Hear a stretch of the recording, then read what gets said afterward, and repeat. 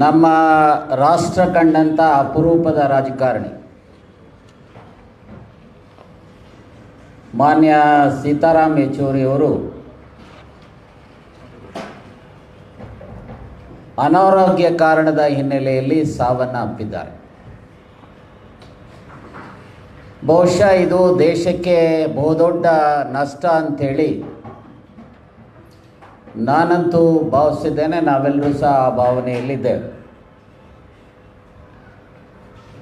ರಾಷ್ಟ್ರದಲ್ಲಿ ಪ್ರಜಾಪ್ರಭುತ್ವ ವ್ಯವಸ್ಥೆಯನ್ನು ಉಳಿಸ್ತಕ್ಕಂಥದ್ದಕ್ಕೆ, ಸಾಮರಸ್ಯವನ್ನು ಉಳಿಸ್ತಕ್ಕಂಥದ್ದಕ್ಕೆ, ಭಾರತದ ಏಕತೆ, ಸಮಗ್ರತೆ, ಅಭಿವೃದ್ಧಿಯ ದೃಷ್ಟಿಯಿಂದ ಅವರದೇ ಆದಂಥ ವೈಚಾರಿಕವಾಗಿ ಮತ್ತು ಆಂದೋಲನದ ಮೂಲಕ ಹೋರಾಟ ಮಾಡಿದಂಥ ಅಪರೂಪದ ರಾಜಕಾರಣಿ.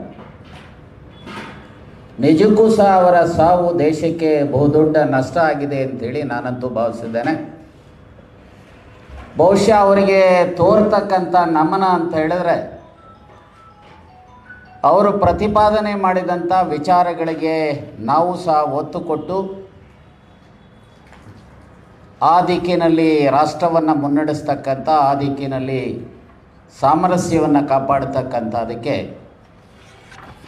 ಬದ್ಧತೆ ತೋರ್ತಕ್ಕಂಥದ್ದೇ ಅವರಿಗೆ ತೋರ್ತಕ್ಕಂಥ ನಮನ ಅಂಥೇಳಿ ನಾನಂತೂ ಭಾವಿಸಿದ್ದೇನೆ. ಅವರ ಆತ್ಮಕ್ಕೆ ಪರಮಾತ್ಮ ಶಾಂತಿ ನೀಡಲಿ ಅಂಥೇಳಿ ಮತ್ತು ದುಃಖವನ್ನು ಭರಿಸ್ತಕ್ಕಂಥದ್ದಕ್ಕೆ ಅವರ ಕುಟುಂಬದವರಿಗೆ ಮತ್ತು ಇನ್ನಿತರ ಅವರ ಸ್ನೇಹಿತರಿಗೆ, ಅನುಯಾಯಿಗಳಿಗೆ ಪರಮಾತ್ಮ ನೀಡಲಿ ಅಂಥೇಳಿ ಈ ಸಂದರ್ಭದಲ್ಲಿ ಹೇಳಿಕೆ ಬಯಸ್ತೇನೆ.